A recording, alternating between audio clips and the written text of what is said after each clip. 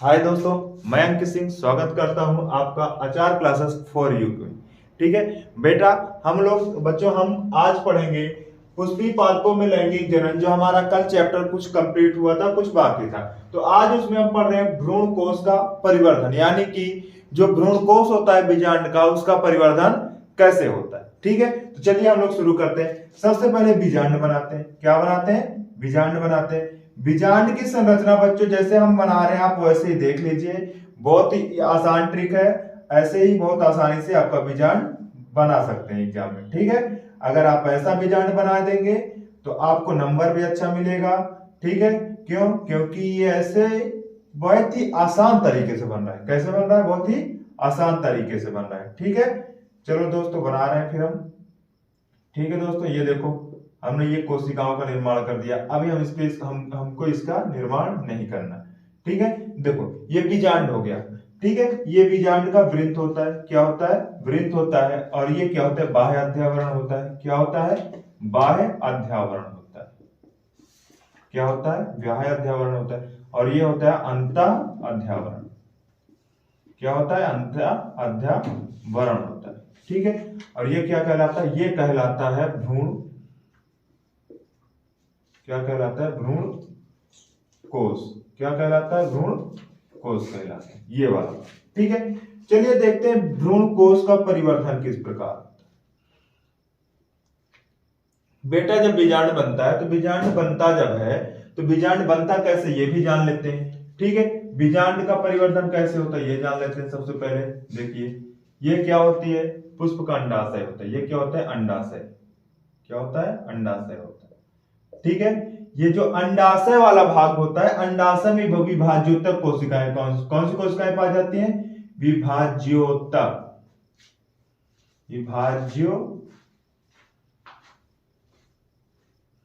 विभाज्योतक कोशिकाएं पाई जाती हैं। कौन सी कोशिकाएं पाई जाती हैं? विभाज्योतक कोशिकाएं पाई जाती हैं। ये कोशिकाएं लगातार वृद्धि करते हैं। क्या करते हैं बेटा? लगातार वृद्धि करती हैं और कुछ ऐसा आकार बनाती है। कैसा आकार? कुछ ऐसा आकार बनाएंगे। यही आकार लगातार, ये शेप लगातार बढ़ता रहेगा। ठीक है, ये लगातार ये क्या करेगा? वृद्धि करेगा।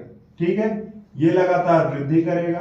ठीक है, इसी प्रकार इसकी वृद्धि का प्रोसेस चलता रहेगा। तो होता क्या है बेटा कि इसका वृद्धि का प्रोसेस ये जो चलता रहता है वो ऐसे होता जाएगा। ठीक है, यानी कि इसके बाद ऐसे बना, फिर कैसे बनेगा? फिर ये चीज ऐसे हो जाएगा, फिर ये ऐसे होगा और फिर ऐसे बनेगा। ऐसे आपको ये दिख रहा है ना, ये चीज, ये और ये दोनों चीज दिख रहा है ना बेटा, यही दोनों चीज बीजांड के बाह्य अध्यावरण का निर्माण करेंगे। किसका निर्माण करेंगे? बाह्य अध्यावरण। किसका निर्माण कर रहे हैं? बाह्य अध्यावरण का निर्माण कर रहे हैं। ठीक है, यही दोनों भाग। ठीक है, ये दोनों भाग बीजांड के बाह्य अध्यावरण का निर्माण कर लेंगे। और ये जो ये मध्य वाला भाग होता है ये बनाएगा बीजांड कोश। क्या बनाएगा?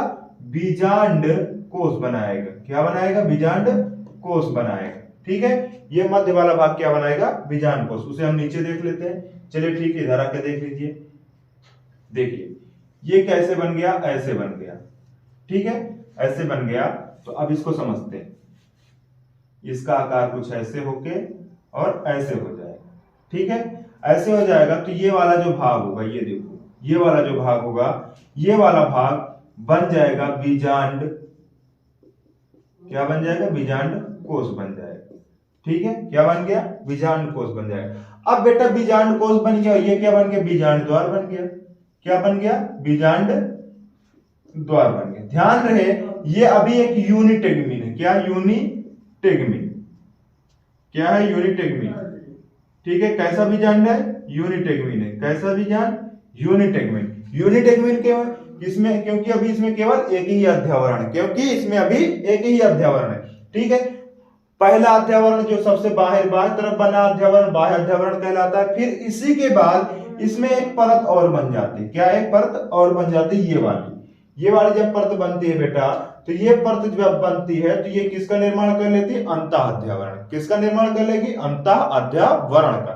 ठीक है, तो बेटा ये चीज समझ में आया कि अंडाशय में उपस्थित विभाज्योतक कोशिकाएं, क्या? विभाज्योतक कोशिकाओं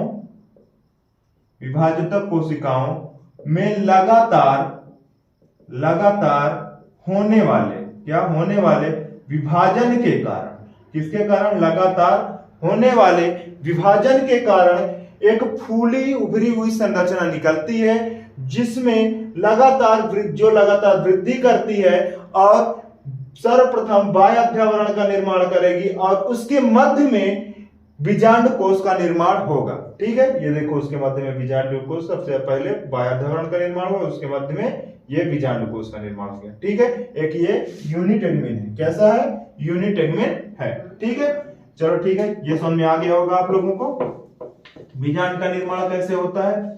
चलिए अब हम समझते हैं जो इंपॉर्टेंट है। इंपॉर्टेंट क्या है भैया, भ्रूण कोष का परिवर्धन, यानी कि भ्रूण जो कोष जहां पे भ्रूण का निर्माण होता है उसका परिवर्धन कैसे होता है। सबसे पहले देखो बेटा, ये बीजांड होता है, बीजांड की ये जो कोशिकाएं होती हैं, इसको जो बनाने वाली कोशिकाएं होती हैं, उन्हीं कोशिकाओं में एक विभाजन होता है, विभाजन के पश्चात एक केंद्रक मिलता है। क्या मिलता है, प्रथम केंद्रक। क्या होता है ये, प्रथम केंद्रक, और यह केंद्रक अर्धसूत्री विभाजन द्वारा, इसे हम कहेंगे प्रथम केंद्रक। क्या कहेंगे, प्रथम केंद्रक कहेंगे। क्या कहेंगे बेटा, प्रथम केंद्रक कहेंगे। और यह केंद्रक प्राप्त कैसे होता है, यह केंद्रक बीजांड कोष का जो ये दीवार होती है, यानी कि जो इसका स्तर होता है, उसमें कोशिकाओं के, उसमें उपस्थित कोशिका के अर्धसूत्री विभाजन से, कैसे, अर्धसूत्री विभाजन से प्राप्त होता है। कैसे प्राप्त होता है, अर्धसूत्री विभाजन से प्राप्त होगा।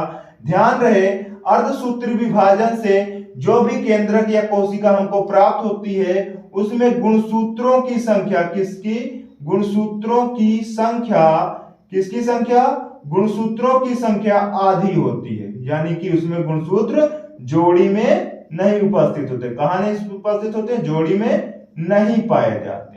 क्या, कैसे नहीं पाए जाते हैं, जोड़ी में नहीं होते हैं, जोड़ी में नहीं होते। ठीक है, याद रहेगा, अर्धसूत्री विभाजन किसी भी कोशिका या फिर किसी भी केंद्रक में अर्धसूत्री विभाजन होता है तो उसमें गुणसूत्रों की संख्या आधी हो जाती है, अर्थात अब उसमें गुणसूत्र जोड़ी में नहीं पाए जाते हैं। अब इसका उदाहरण हम लेते हैं, मानव में कितने गुणसूत्र पाए जाते हैं भैया, कितने गुणसूत्र टोटल पाए जाते हैं, 46। अब इसको हम बेटा क्या बोलते हैं, 23 जोड़ी। क्या बोलते हैं, 23 जोड़ी। ठीक है, क्या बोलेंगे, 23 जोड़ी, यानी कि प्रत्येक के साथ दो दो। होता क्या है, जैसे इसमें अर्धसूत्री विभाजन हो जाएगा तो ये गुणसूत्र आधे आधे हो जाएंगे, यानी 23 दूसरे में चले जाएंगे और 23 दूसरे में चले जाएंगे। आधे गुणसूत्र दूसरे के पास और आधे गुणसूत्र दूसरे के पास, वह जोड़ी टूट जाती है। ठीक है, यही कहलाता है अर्धसूत्री विभाजन। ठीक है, चलिए देखते हैं। अर्धसूत्री विभाजन से एक केंद्रक हमको प्राप्त होता है जो कि भ्रूण कोष के या फिर बीजांड कोष के मध्य में आ जाता है। किसके आ जाता है, बीजांड कोष के मध्य में आ जाता है। अब देखो बेटा, इसके लिए हमको 3 स्टेप जानना होगा। क्या जानना होगा, 3 स्टेप जानना होगा कि आखिर किस प्रकार इसमें विभाजन दोबारा होता है। ठीक है, 3 स्टेप कौन कौन से हैं देखते हैं। इसमें पहला समसूत्री विभाजन होगा। क्या, पहला समसूत्रीय विभाजन होगा। क्या होगा बेटा, पहला समसूत्री विभाजन होगा। समसूत्री विभाजन क्यों हो रहा है, किसी भी मान लो कोई अर्धसूत्री कोशिका है, यानी कि अगुणित कोशिका है, जो उसमें एक बार अर्धसूत्री विभाजन हो गया, तो अगर उस कोशिका में दोबारा कोई विभाजन होगा तो वह समसूत्री विभाजन ही होगा। ठीक है, प्रथम अर्धसूत्री विभाजन होता है तो ध्यान रहे बेटा, जब इस केंद्रक में प्रथम अर्धसूत्री विभाजन होगा तो यह केंद्रक 2 भागों में बढ़ जाएगा। कितने भागों में बढ़ जाएगा, 2 भागों में बढ़ जाएगा, यानी यहां पास कितने केंद्रक हो गए हैं, 2 केंद्रक हो गए। ठीक है, उसके बाद होगा क्या, एक केंद्रक, ये वाला भाग क्या कहलाता है, निभाग कहलाता है। क्या कहलाता है, निभाग कहलाता है। और ये वाला भाग कहलाता है बीजांड द्वार। क्या कहलाता है, बीजांड द्वार कहलाता है। ठीक है, एक केंद्रक किसकी तरफ गति करेगा, मध्य से निभाग की तरफ, और तथा दूसरा केंद्रक मध्य से बीजांड द्वार की ओर गति करेगा। कहां कहां गति करेगा, मध्य से निभाग की तरफ, और दूसरा केंद्रक मध्य से बीजांड द्वार की तरफ गति करेगा। ठीक है, तो इस प्रकार बेटा ये केंद्रक कहां पे आ जाते हैं, इन केंद्रकों को हम ठीक उठा के यहां ला देते हैं। देखो यहां पे आ गए ये केंद्रक। ठीक है, यहां पे आ गए। ठीक है, एक किधर चला गया, निभाग की तरफ चला गया, और किधर चला गया, बीजांड द्वार की तरफ। ठीक है, प्रथम अर्धसूत्री विभाजन से, मतलब प्रथम समसूत्री विभाजन के द्वारा इसमें विभाजन हुआ। विभाजित होने के बाद जब दो दो केंद्रक बन जाएंगे तो मध्य से एक निभाग की तरफ चला जाएगा और एक बीजांड द्वार की तरफ चला जाएगा। उसके बाद होगा क्या बेटा, दूसरा समसूत्री विभाजन। क्या होगा, दूसरा समसूत्री विभाजन।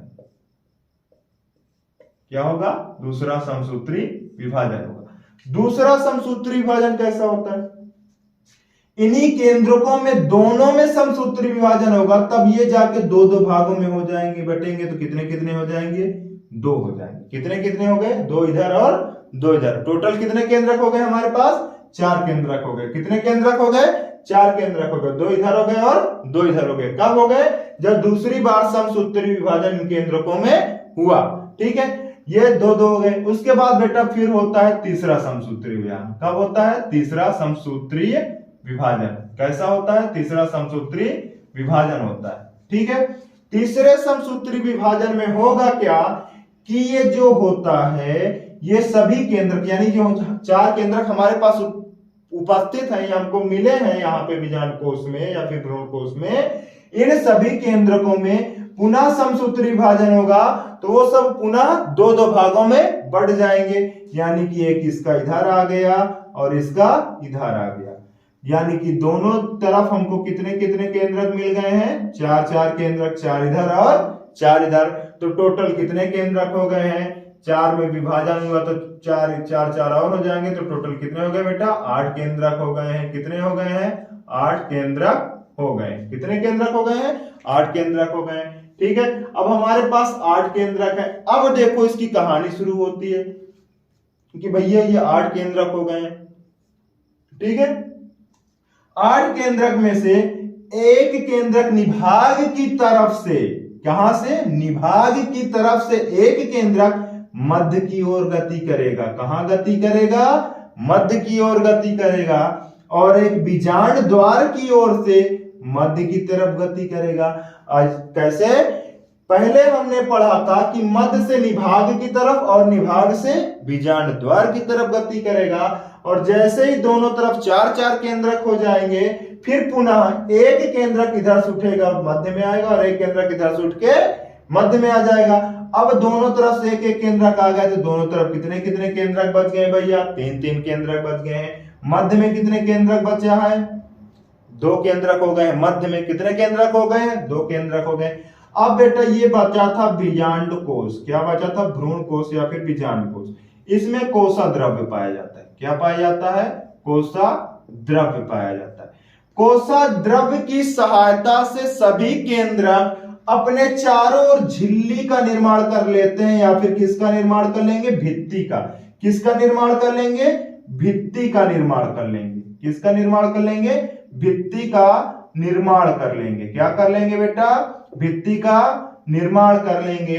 अब सभी केंद्रक कर रहे हैं तो ये भी करेगा, लेकिन सबसे खास बात क्या होती है, जो मध्य में उपस्थित केंद्रक होते हैं दोनों केंद्रक मिलकर केवल एक ही भित्ति का निर्माण करते हैं, अर्थात दोनों केंद्रक एक ही भित्ति के अंदर प्रवेश कर जाते हैं। ठीक है, याद रहेगा। अब देखो इधर भी क्या हो गया, बीजांड कोश के अंदर कोश जो केंद्रक था उसमें भित्ति का निर्माण हो गया, अर्थात यह भी एक कोशिका बन गई है।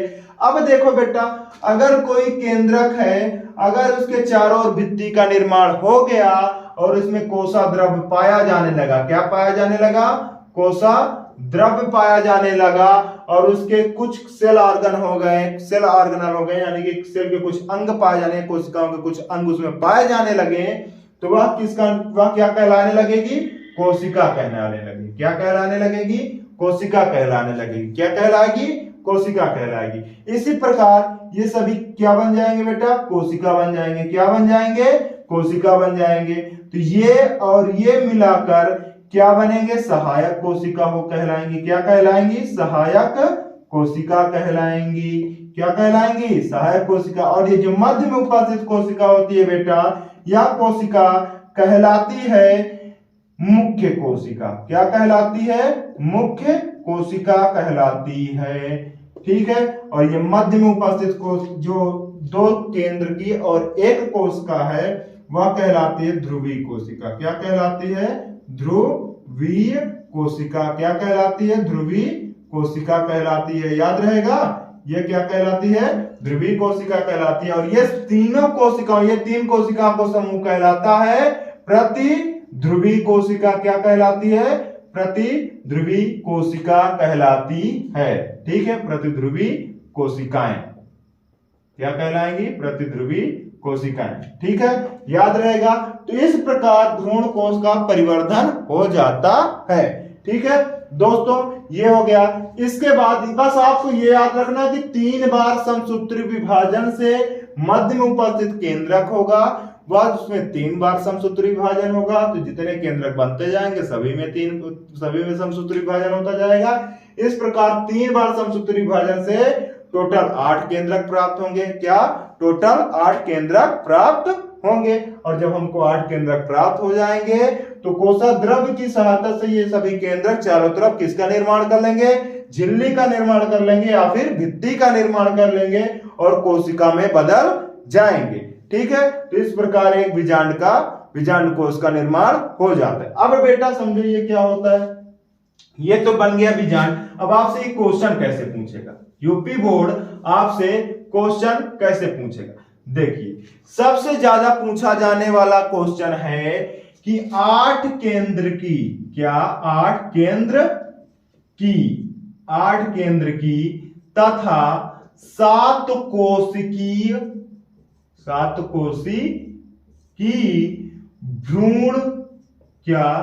भ्रूण कोश वाले बीजांड का, क्या 8 केंद्र की तथा 7 कोश की भ्रूण कोश वाले बीजांड का सचित्र वर्णन।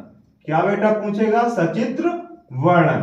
ये इसी लैंग्वेज में पूछा जाएगा। 8 केंद्र की तथा 7 कोश की भ्रूण कोश वाले बीजांड का सचित्र वर्णन। तो बेटा आपको यही फिगर बनाना है, यही डिफाइन करना है, इससे ज्यादा आपको कुछ नहीं लिखना।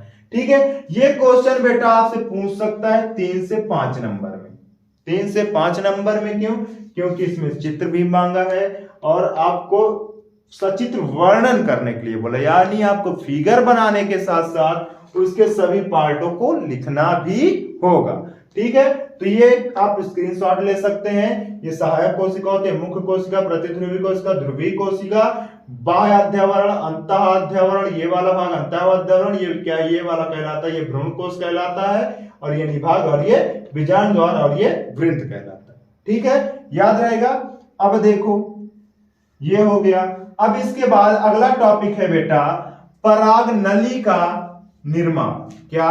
पराग नली का निर्माण। क्या? पराग नली का निर्माण। किसका? पराग नली का निर्माण। ठीक है, पराग नली का निर्माण।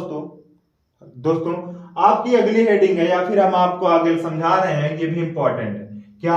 पराग नली का बीजांड में प्रवेश या फिर पराग नली का परिवर्धन या विकास।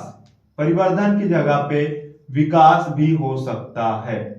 ठीक है, क्योंकि परिवर्धन का इंग्लिश होता है डेवलपमेंट, और डेवलपमेंट मतलब विकास। ठीक है, याद रहेगा, पराग नली का विकास। ठीक है, चलिए देखिए समझते हैं।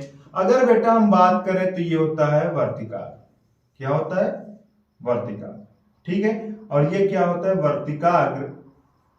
क्या होता है? वर्तिकाग्र। ठीक है, तो जैसा कि कल हम लोगों ने पढ़ा था कि ये परागकण होता है। क्या होता है? परागकण होता है।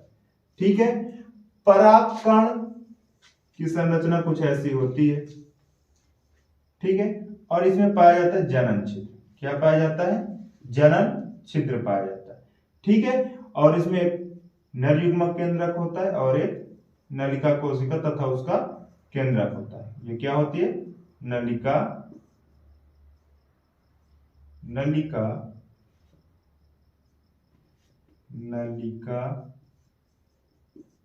कोशिका। ठीक है, और ये कहलाता है बाह्य चोल। क्या कहलाता है? बाह्य चोल। और ये कहलाता है अंतः चोल। ठीक है, तो कल बेटा हमने परागकण के बारे में अच्छे से आपको समझा दिया था।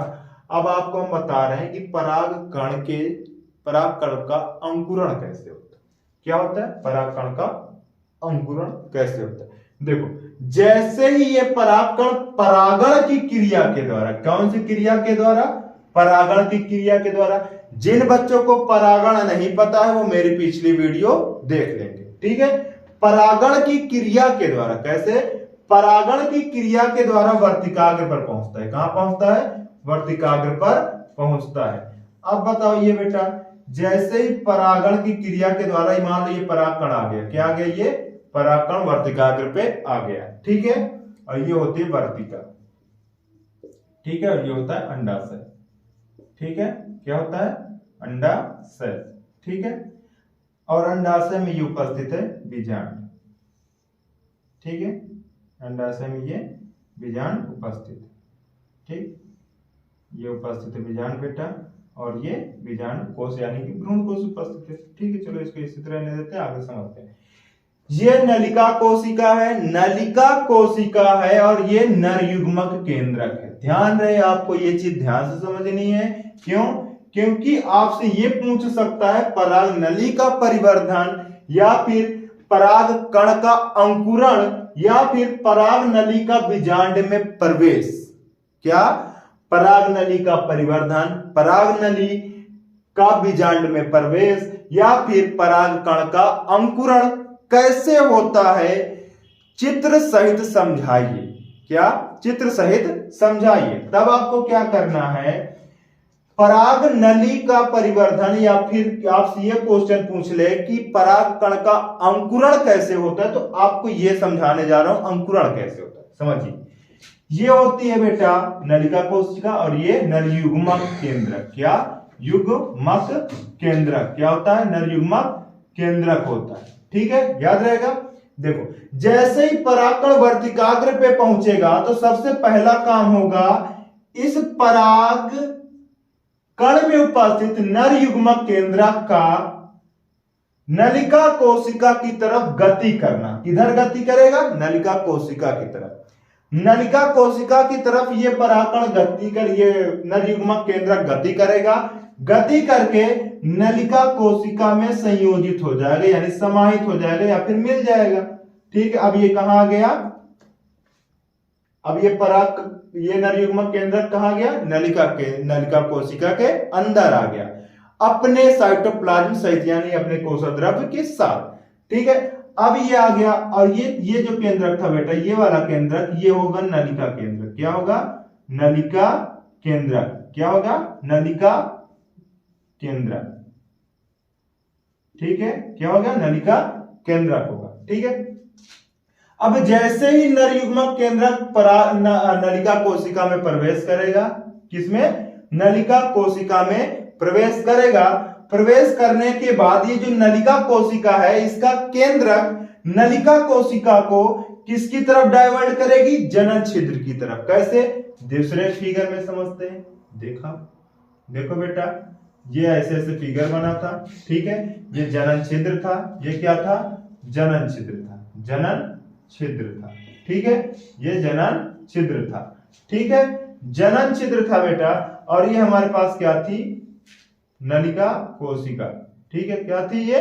नलिका कोशिका। देखो, अब जैसे ही नलिका कोशिका के अंदर नर युग्मक केंद्रक आ गया। क्या आ गया? नर युग्मक केंद्रक, ठीक है। और ये नलिका केंद्रक। क्या है? ये नलिका केंद्रक है। क्या है? ये नलिका केंद्रक है। थोड़ा राइटिंग गड़बड़ बेटा मेरी, लेकिन फिर आप लोग समझिएगा, क्योंकि मैं आवाज से तो बोल ही दे रहा हूं, आप लोग लिख लीजिएगा, समझ लीजिएगा, और अच्छे से नोट्स तैयार कर लीजिएगा, क्योंकि जो इंपॉर्टेंट है मैं वही समझा रहा हूं, बाकी के कंटेंट हटा दे रहा हूं, ठीक है।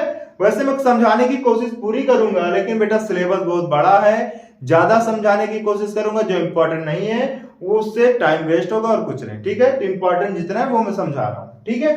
देखो, ये नलिका कोशिका जो होगी वो जनन छिद्र की तरफ वृद्धि करेगी, बढ़ेगी, गति करेगी, ठीक है। क्या करेगी? गति करेगी। तो जनन छिद्र की तरफ ये जो गति करेगी बेटा, तो ये ऐसे बाहर निकलने लगेगी। ध्यान रहे, नलिका कोशिका का जो केंद्रक होगा वो सबसे आगे चलेगा। क्या? वह सबसे आगे चलेगा, और उसके पीछे उपस्थित होगा नर युग्मक केंद्रक, ठीक है। तो देखो, परागकण से ये क्या निकली, नलिका निकल गई। क्या निकली, नलिका निकल गई, और ये हो गया नर युग्मक केंद्रक, और ये वाला हो गया नलिका केंद्रक। ठीक है, ये निकली। अब अगले फिगर में समझते हैं। देखो अगला फिगर हम कैसे बना सकते हैं, ऐसे बना सकते हैं। ठीक है, ऐसे कैसे, मतलब ऐसे थोड़ा सा ऐसे बना सकते हैं। देखो कैसे, ये हो गया परागकण की बाह्यचोल हो गया। ठीक है, और ये सबसे आगे की ओर उपस्थित है, और ये नर युग्मक केंद्रक हो गया। ये नलिका का केंद्रक होगा और ये नर युग्मक केंद्रक होगा। क्या, ये नलिका का केंद्रक है और ये नर युग्मक केंद्रक। इस प्रकार ये वृद्धि करेगा, वृद्धि करता जाएगा और गति करता जाएगा। तो इस प्रकार जैसे जैसे ये वृद्धि करेगा, यही कहलाता है पराग, क्या, परागकण में पराग नली का, किसका, पराग नली का अंकुरण। क्या, परागकण में पराग नली का अंकुरण। ठीक है, अब समझते हैं। अब बेटा ये देखो, यहां पे आ गया ये परागकण, पराग नली में, इसमें पराग नली का निर्माण होना शुरू हो गया। किसका निर्माण होना शुरू हो गया, पराग नली का निर्माण होना शुरू हो गया है। ठीक है, तो ये धीरे धीरे धीरे धीरे बेटा गति करते करते कहां तक आ जाएगी, बीजांड द्वार तक। कहां तक आएगी, बीजांड द्वार तक आएगी। अब बीजांड द्वार पे आएगी तो सबसे आगे उपस्थित होगा नलिका कोशिका का केंद्रक, यानी कि नलिका केंद्रक उपस्थित होगा। क्या उपस्थित होगा, नलिका केंद्रक उपस्थित होगा। उसके ठीक पीछे उपस्थित होगा, मानते हैं यहां पे अभी ये क्या है, ये नर युग्मक केंद्रक है। क्या है, ये नर युग्मक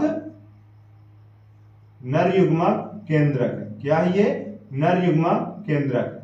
ठीक है, तो ये क्या होगा बेटा, नर युग्मक केंद्रक होगा। क्या होगा, नर युग्मक केंद्रक होगा। ठीक है, क्या होगा, ये नर युग्मक केंद्रक होगा। तो बेटा एक घटना और यहां पे होती है, जितना जैसे जैसे पराग नली का निर्माण होगा और ये नर युग्मक केंद्रक बीजांड की ओर बढ़ेगा, ये बीजांड है, जैसे जैसे ये बीजांड की ओर बढ़ेगा तो होता क्या है कि रास्ते में इस केंद्रक में, ये जो केंद्रक है इसमें समसूत्री विभाजन होगा। क्या होगा, समसूत्री विभाजन हो जाएगा। क्या हो जाएगा, समसूत्री विभाजन होगा। समसूत्री विभाजन के साथ यह केंद्रक दो भागों में बढ़ जाएगा, यानी कि एक ये हो गया और एक ये। अब हम कह सकते हैं कि इस पराग नली में दो, कितने, दो नर युग्मक केंद्रक हैं। कितने केंद्रक है, दो नर युग्मक केंद्रक हो गए। अब बेटा जैसे ही यहां पे पहुंचेगा बीजांड द्वार पे, बीजांड द्वार से ये बीजांड कोष यानी भ्रूण कोष में प्रवेश करेगी पराग नली, और जैसे ही पराग नली बीजांड कोष से भ्रूण कोष में प्रवेश करेगी तो पराग नली का मुख फट जाता है। वो हम दिखा दे रहे हैं कि कैसे उसका फिगर बनाएंगे। चलिए देखते हैं, बीजांड बनाते हैं बगल में, उसके बाद हम आपको बताते हैं कि किस प्रकार पराग नली बीजांड के अंदर प्रवेश करती है और उसके बाद की घटनाएं कैसे घटित होती हैं। तो ये बेटा इंपॉर्टेंट है ये, क्योंकि इसमें एक ही टॉपिक से तीन प्रकार के क्वेश्चन बन सकते हैं। ठीक है, तो ये देखो, ये बीजांड होता है। क्या होता है, ये बीजांड होता है। ठीक है, ये बेटा बीजांड हो जाएगा। क्या हो जाएगा, ये बीजांड हो जाएगा। थोड़ा अच्छे से बनाते हैं। ठीक, ये हो जाएगा बीजांड। क्या हो जाएगा बच्चों, ये बीजांड हो जाएगा। ठीक है, अब बेटा ये बीजांड हो गया। क्या हो गया, बीजांड हो गया। और ये वाला भाग जो हमारे पास था बीजांड का, क्या कहलाता है, बीजांड कोष अर्थ या फिर भ्रूण कोष कहलाता है। क्या कहलाता है, बीजांड कोष या फिर भ्रूण कोष कहलाता है। ठीक है, ये देखो, यहाँ की इधर की तरफ तीन कोशिकाएं उपस्थित थी। ठीक है, और इधर की तरफ तीन कोशिकाएं उपस्थित थी। बीच में दो केंद्रक था लेकिन कोशिका एक थी। ठीक है, अब हम इसको नॉमिनेट नहीं करेंगे, हम इसमें यहाँ पे केवल लिख दे रहे हैं बीजांड द्वार। क्या लिख दे रहे हैं, बीजांड द्वार लिख दे रहे हैं। और ये कहलाएगी ध्रुवीय कोशिका। क्या कहलाएगी, ध्रुवीय कोशिका। ध्यान रहे बेटा, अगर आपसे कभी ये पूछा जाए बीजांड में उपस्थित कौन सी कोशिका द्विगुणित होती, क्या पूछ लिया जाए, बीजांड में उपस्थित कौन सी कोशिका द्विगुणित होती है या फिर गुणित होती है। क्या होती है, गुणित होती है, तो होती है ध्रुवीय कोशिका जो द्विगुणित होती है। क्या होती है? जो द्विगुणित होती है। ठीक है, क्या होती है? जो द्विगुणित होती है। और ये हो जाएगी बेटा प्रतिध्रुवीय कोशिका। प्रतिध्रुवीय कोशिका हो जाएगी। क्या हो जाएगी? प्रतिध्रुवीय कोशिका हो जाएगी। अब देखो बेटा, ये परागनली मानते यहां से आई। ठीक है, ये परागनली आती। ठीक है, ये परागनली आई, बीजांड द्वार से बीजांड के अंदर प्रवेश की, और जैसे बीजांड के अंदर प्रवेश की तो ये इन दोनों कोशिकाओं के मध्य से जाएगी। ठीक है, मध्य से प्रवेश करने के बाद होगा क्या बेटा कि इसमें कितने केंद्रक उपस्थित थे? 3 केंद्रक। कौन कौन से? 2 केंद्रक होंगे नरयुग्मक केंद्रक, और एक पहला केंद्रक होगा जो सबसे आगे चलेगा, वो होगा नलिका केंद्रक। ये आपको याद रखना है।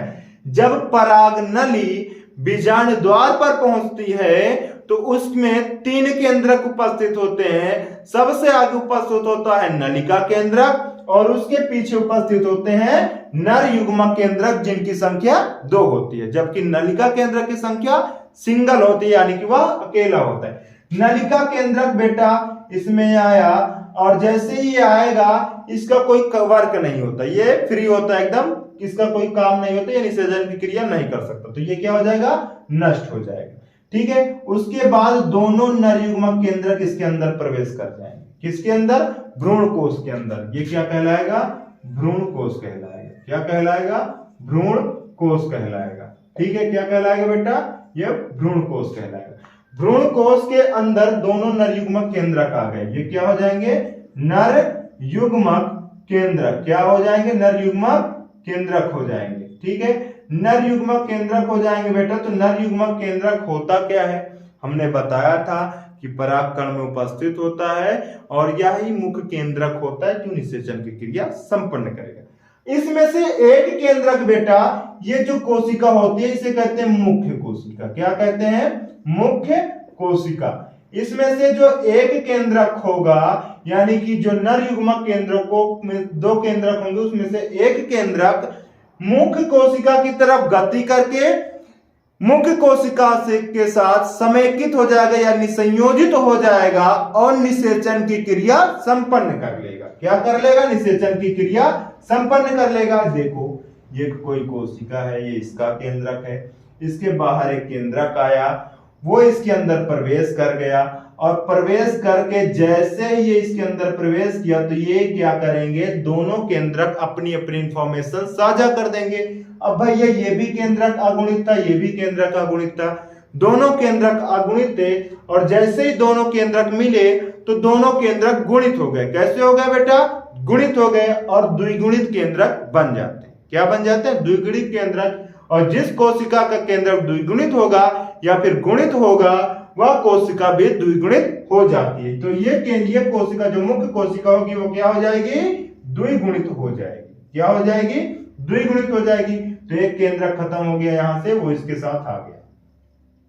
ठीक है, अब बेटा जैसे ही ये इसके साथ आया, ठीक है, तो जैसे ही किसी भी कोशिका के साथ निषेचन की क्रिया संपन्न होती है, तो निषेचन की क्रिया संपन्न होने के बाद उस कोशिकाओं में विभाजन शुरू हो जाता है।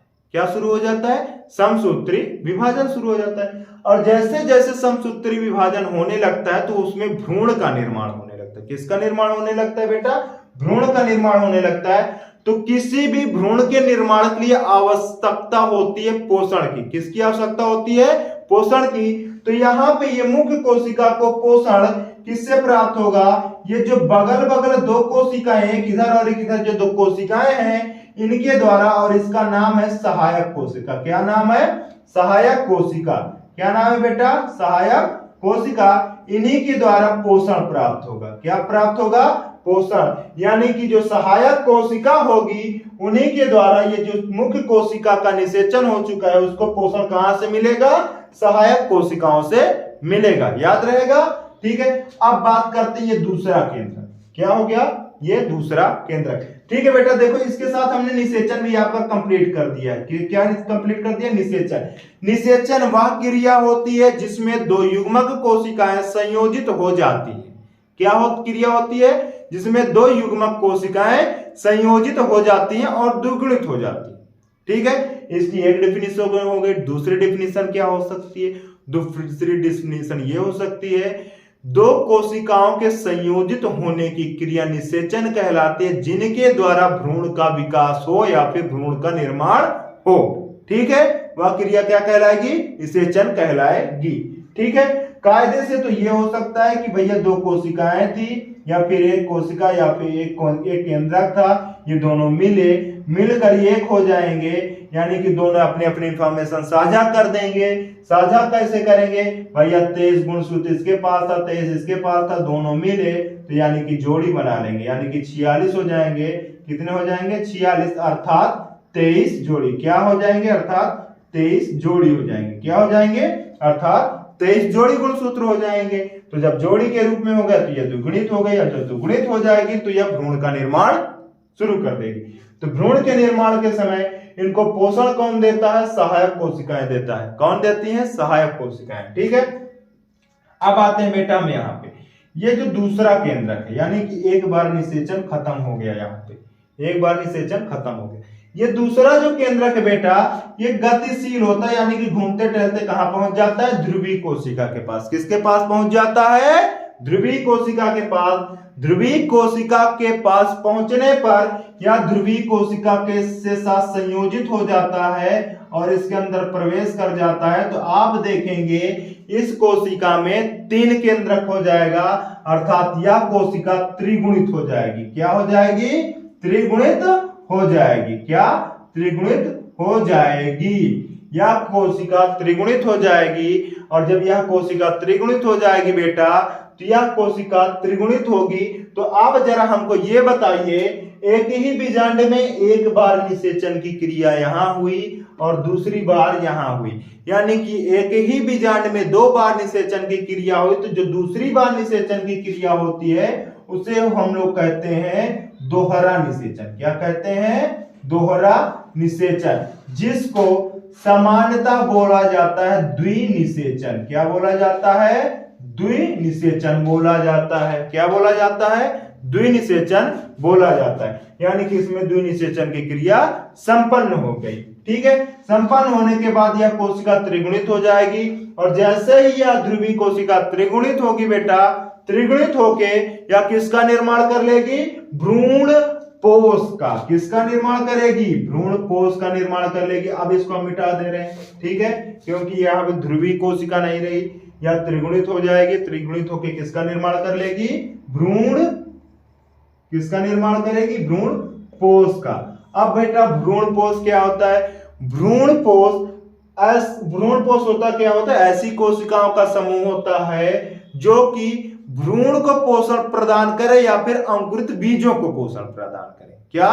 भ्रूण को पोषण प्रदान करे या फिर अंकुरित बीजों को पोषण प्रदान करे, वही होता है भ्रूण पोष, यानी कि जो भ्रूण को पोषण प्रदान कर सके। ठीक है, वही क्या कहलाएगा? भ्रूण पोष कहलाएगा। तो इस प्रकार हमने जाना कि एक ही बीजांड में नलिका का प्रवेश कैसे होता है, यानी कि पराग नलिका परिवर्धन, तथा पराग नलिका बीजांड में प्रवेश कैसे होता है, ये जान लिया है। अब हम उसके बाद हमने ये जाना कि जैसे ही इसके अंदर पराग नली प्रवेश करेगी वह फट जाएगी। फटने के बाद केंद्रक बाहर निकलेंगे। तो सबसे पहला केंद्रक होगा नलिका केंद्रक। क्या सा केंद्रक? ये वाला केंद्रक होगा नलिका केंद्रक, जो कि भ्रूण कोश में जाके नष्ट हो जाएगा, उसका कोई काम नहीं होगा। उसके बाद 2 नर युग्मक केंद्रक आएंगे, ये और ये इसके अंदर प्रवेश करेंगे। प्रवेश करने के पश्चात होता क्या है बेटा? जो दोनों केंद्रक होंगे वो उसमें से एक केंद्रक मुख्य कोशिका के साथ निषेचन की क्रिया करेगा और उसको क्या बना देगा? द्विगुणित बना देगा, जिससे भ्रूण का निर्माण आरंभ हो जाएगा। और दूसरा केंद्रक ध्रुवीय कोशिका के पास जाएगा। किसके पास जाएगा? ध्रुवीय कोशिका के पास जाएगा और उसको क्या कर देगा? त्रिगुणित कर देगा। क्या कर देगा? त्रिगुणित कर देगा। और जैसे यह त्रिगुणित हो जाएगी तो यह किसका निर्माण करेगी? भ्रूण पोष का निर्माण कर लेगी। किसका निर्माण कर लेगी बेटा? भ्रूण पोष का निर्माण कर लेगी। ठीक है, तो आज के लिए बेटा इतना ही रखते हैं। आप लोग इसको अच्छे से समझ लीजिएगा, स्क्रीनशॉट लेना स्क्रीनशॉट ले लीजिएगा। ठीक है प्यारे बच्चों, आप लोगों को परीक्षा की बहुत बधाई। ध्यान रहे बच्चों, बायो में आपको 90 प्लस लाना है। कितना लाना है? 90 प्लस। 90 प्लस अगर आप ला लेंगे बेटा तो आपको आगे चलकर बायोलॉजी लेने का फायदा समझ में आएगा। यानी कि आपका जितना ज्यादा बायो में इंटरेस्ट बढ़ता जाएगा उतना आप नीट भी कर सकते हैं या फिर किसी भी मेडिकल कोर्सेज को अप्लाई कर सकते हैं या फिर मेडिकल कोर्स कर सकते हैं। ठीक है बच्चों, आप आज के लिए इतना ही रखते हैं, इसके आगे का टॉपिक हम कल समझाएंगे। ठीक है, धन्यवाद।